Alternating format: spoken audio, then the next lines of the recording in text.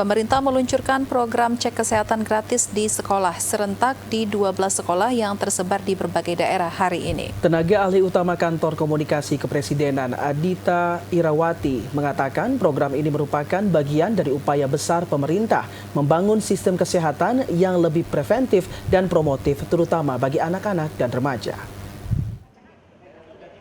CKG Sekolah merupakan bagian dari visi besar Presiden Prabowo Subianto dalam membangun sumber daya manusia Indonesia yang unggul. Program ini merupakan kelanjutan dari inisiatif nasional Cek Kesehatan Gratis (CKG) yang telah diluncurkan sejak 10 Februari 2025 dan telah menjangkau lebih dari 16 juta penduduk Indonesia hingga awal Agustus ini. Target total dari program ini adalah 281 juta jiwa seluruh populasi Indonesia.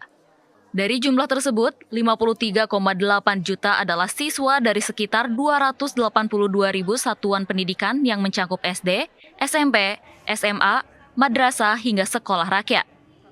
Hari ini cakupan program CKG akan diperluas ke sekolah-sekolah di bawah naungan Kementerian Pendidikan Dasar dan Menengah serta Kementerian Agama. Kepala PCO Hasan Nasbi menyampaikan program ini merupakan langkah nyata pemerintah untuk mengubah pola pikir dan kebiasaan masyarakat dalam menjaga kesehatan. Presiden Prabowo memberikan perhatian khusus terhadap pola hidup sehat sejak usia dini.